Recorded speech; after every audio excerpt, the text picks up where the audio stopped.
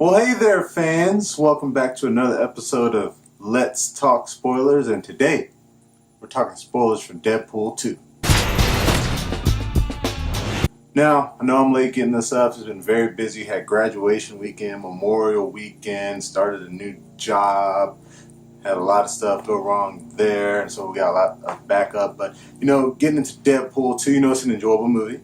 I actually managed to get into an early screening of Deadpool 2, and it was strange. It was like a screening in the middle of the afternoon. Got there was a good number of people there. Here's a picture of me at the screening. They had like a giant little thing for you to take pictures. It was a fine experience. I believe I gave it a 7.8 out of 10 on the blog. Go over there and check it out, read my full review. But Deadpool 2 for me, while I enjoyed it a lot, it was very hilarious.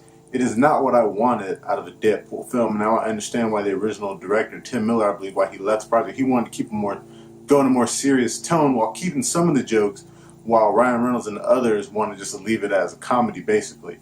And this one picks up pretty much after the events of Deadpool 1.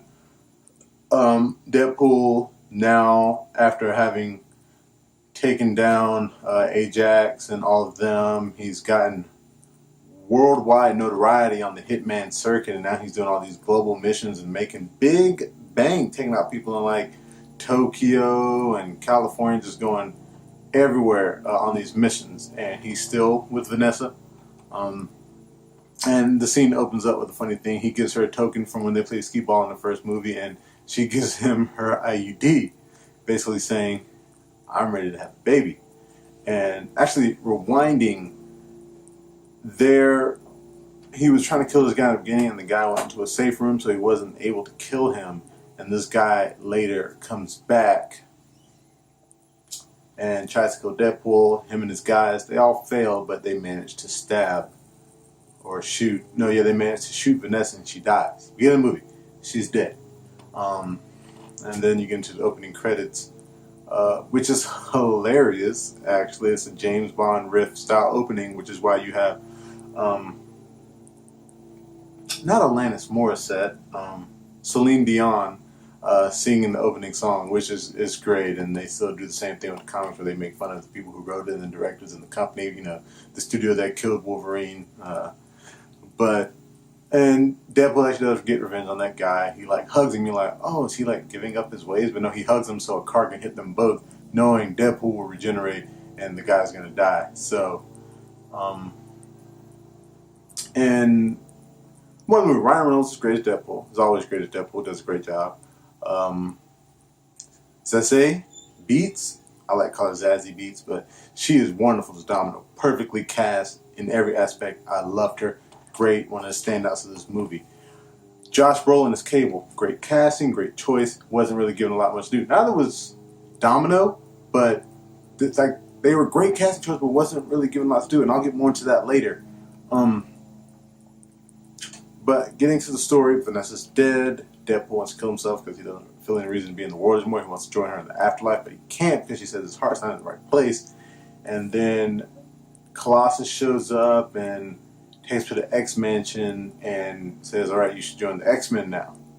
Which is weird because that whole thing kind of messes up the X-Men lore. I get in the timelines, this movie just kind of gives the big middle finger to the timelines of the X-Men universe, but the X-Men are supposed to be more like celebrity superhero teams in this timeline after the events of Mystique saving the president in the past. But Deadpool is not a mutant. He's a mutate, technically. In this timeline, I mean, in this movie universe, I don't think he's technically a mutant either. He's a mutate. He's had his mutant genes activated, but he isn't a mutant. But maybe he is. I don't know. It's too much semantics. In the comics, he's a mutate and not a mutant. So I'm sticking with that. But him joining the X-Men team, and he has super skills and he can heal. So they go on a mission to stop this kid, Russell, who goes by Fire Fist, and he's basically like Pyro, but he can create and control fire. Pyro could only control and manipulate fire. He couldn't create it himself. So that's what this kid can do.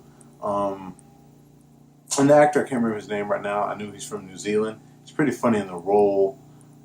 Makes fun of his heavyset size and that not many superheroes are fat.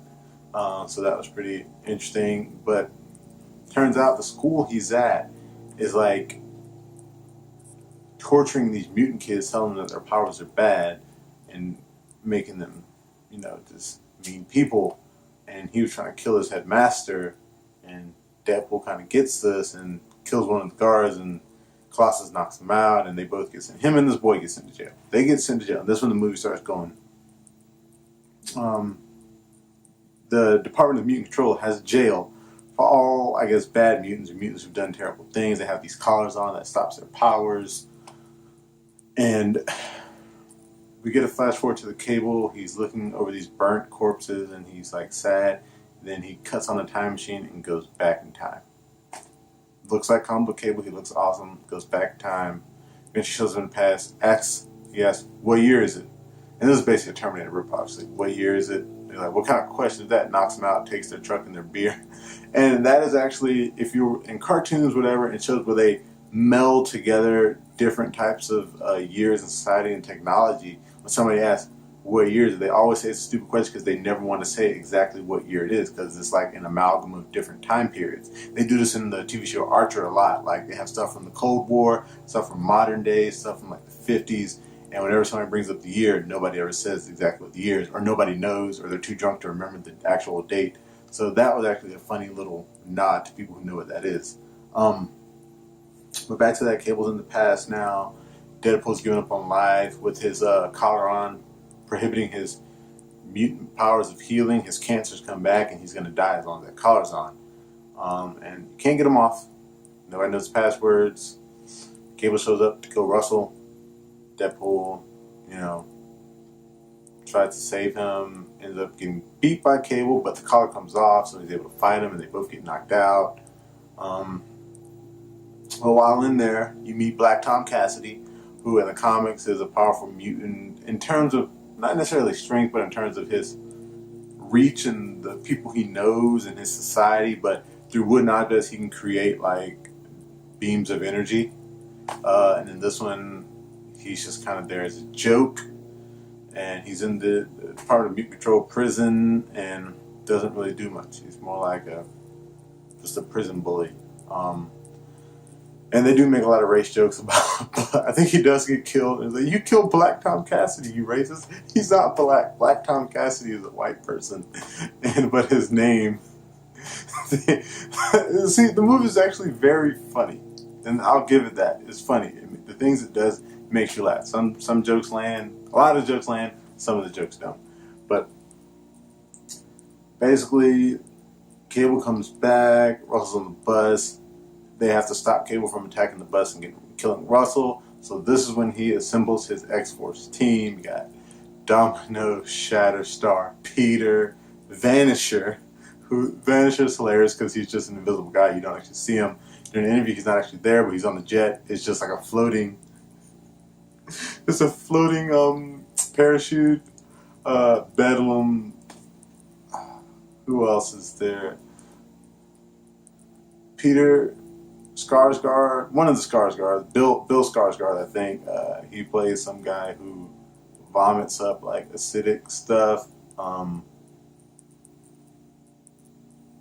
think that's all of them. And if I'm missing one, here they are.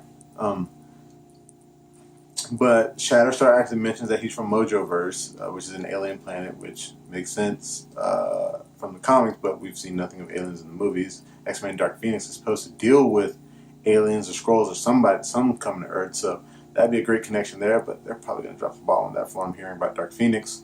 And just aliens don't work in this world. They haven't set it up correctly. I know they're continuity, as John Campbell always says, but it was a great nod for the fans. And this movie has a lot of great nods for the fans of the comics, but they don't make sense in the movie universe. And it is so annoying that they would do that. Because, yes, Deadpool breaks the fourth wall, and Deadpool knows he's in a movie or a comic or a game or whatever. That's part of his lore. But to the rest of the characters in the X-Men universe, that's because Deadpool is crazy. They don't know they're in a comic book or all these other comic book and movie facts. Deadpool does. And to us, it's like, oh, that's cool that he knows that he's in a comic book and he has speech bubbles, or he knows in the movie. But to the other characters in the comic book world, they're like, man, Deadpool's crazy. He's talking to nobody. He's mentioning stuff that doesn't make sense. There's no movie about us or games. But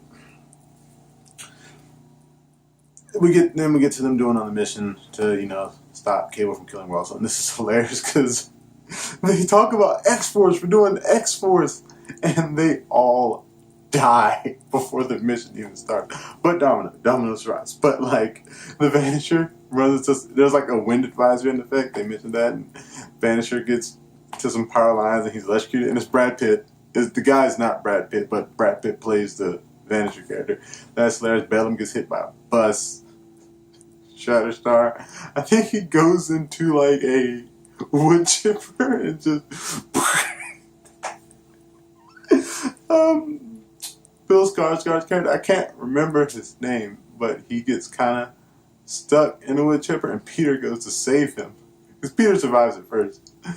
And Deadpool gets stuck on the sign, but he goes to save him and he starts getting sucked in the wood chipper. He's like, ah! And he vomits on Peter, like burns half his body so Peter dies. And, it was probably one of the most hilarious scenes in the movie.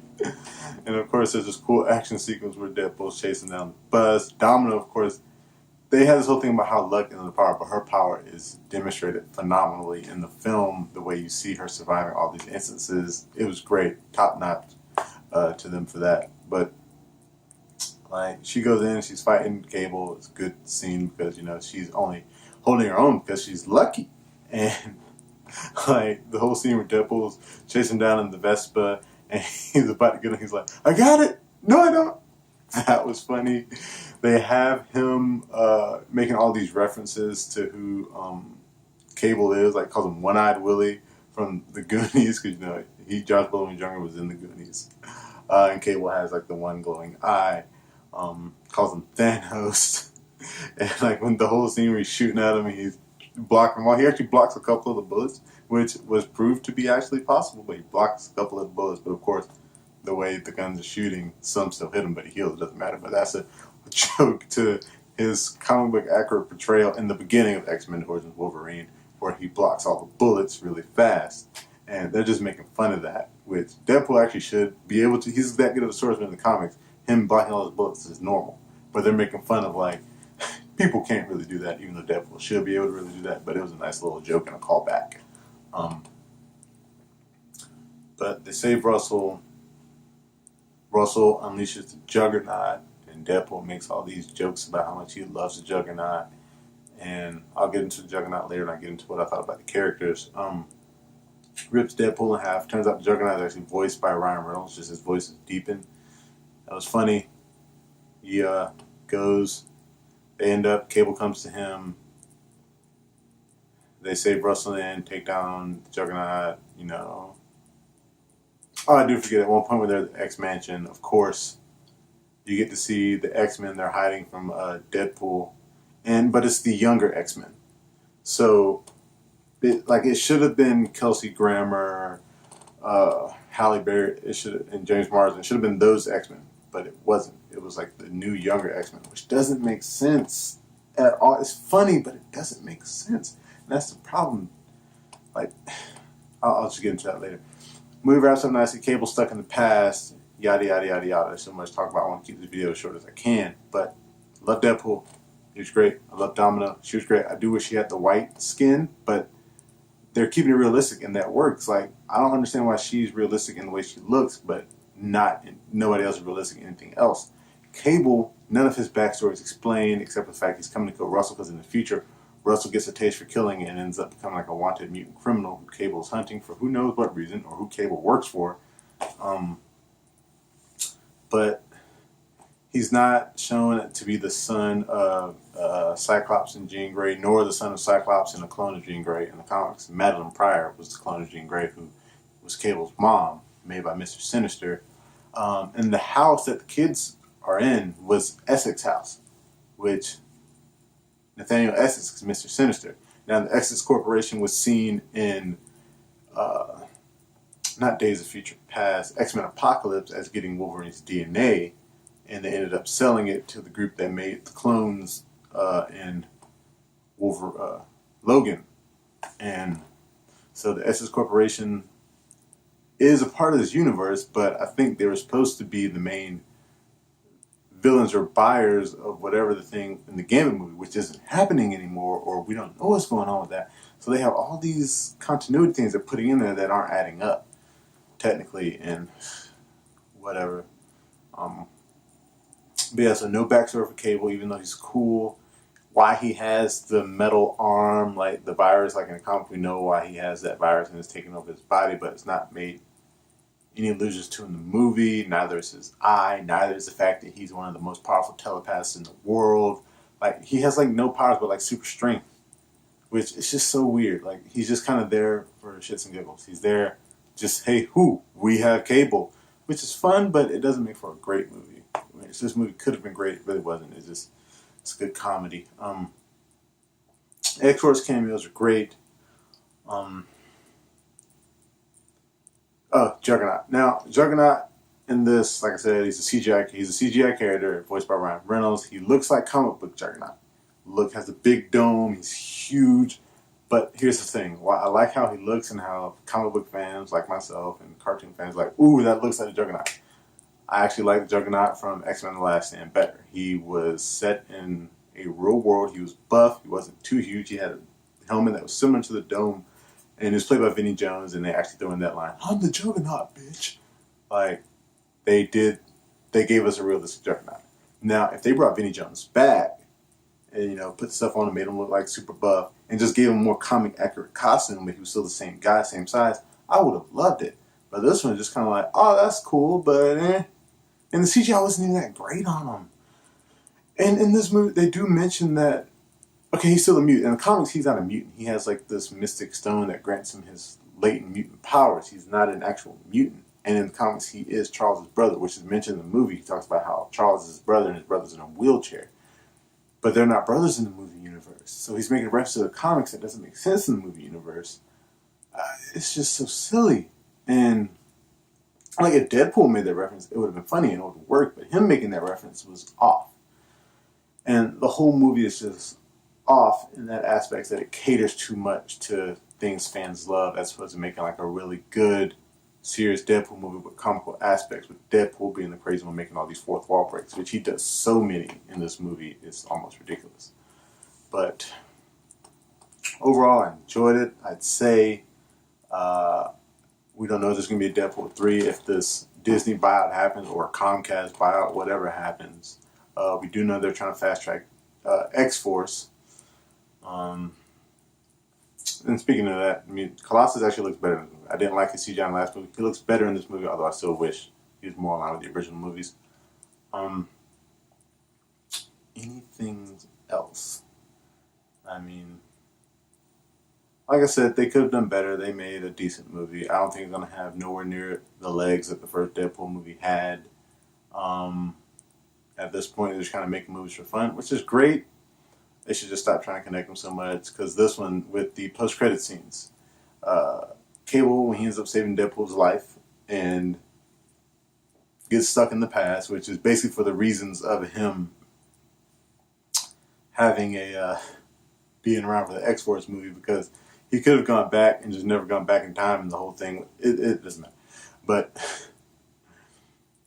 he gets Negus on a teenage warhead to fix it, which how she fixes it, who knows how she's smart enough to fix that thing. And her girlfriend Yukio, they were funny, but she was there just to say, hey, here's another X-Men character. But he fixes it and goes through time and space, and those scenes are funny. He goes back in time and kills himself in X-Men Origins Wolverine, which is funny that he does it.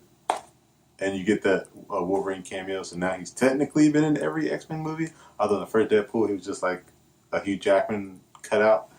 But him shooting himself in the head, even if they were adamantium bullets or whatever, he can't kill him. That version of him can still heal. So while it was funny, didn't make sense. He kills Ryan Reynolds when Ryan Reynolds is happy. He gets the Green Lantern script, which is funny because that means I love X-Men, I love X-Men, but I love Blade Trinity, and Blade Trinity as Hannibal was actually Ryan Reynolds' first comic book role, and I'm surprised he didn't kill himself when you read that, but because that's where you heard about Deadpool, so maybe you actually enjoyed the movie. I enjoy it. But what else? He goes back and saves Vanessa from dying and says, we're going to have that baby. So basically this whole movie is pointless. He goes and uses the time machine to just erase the events of the movie. You just watch the whole movie in the post-credit scenes. He stops those things from happening. So that's why X-Force is going to still be alive for the X-Force movie. And all this stuff didn't really happen the way it happened in the movie, which pretty much now he can go screw with every X-Men timeline. So the timelines don't matter. It's genius, silly, but it's kind of genius. So there's an aspect, but those are all my thoughts on this movie. You can check out my quick review for this on the Stardust app. Go and check me out there. I'm a superstar. Please like, share, follow all my posts on there. I just put up another review of Westworld. I love that show. It's amazing. And Mission Impossible 3, 2 and 1. Me and my wife are watching the Mission Impossible movie, so I have like all those reviews on there. You can also go check out the full written review for Deadpool on the blog, flixfrog.wordpress.com. I also put a lot of the movie reviews and videos up there as well.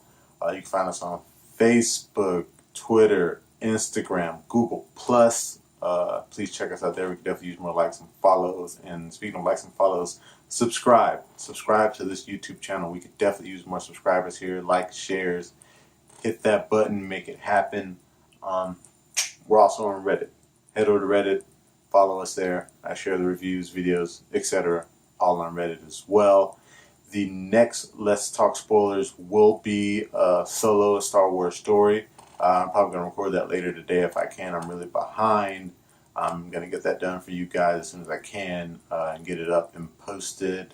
I think that's it for today. And until next time, I'll be seeing you.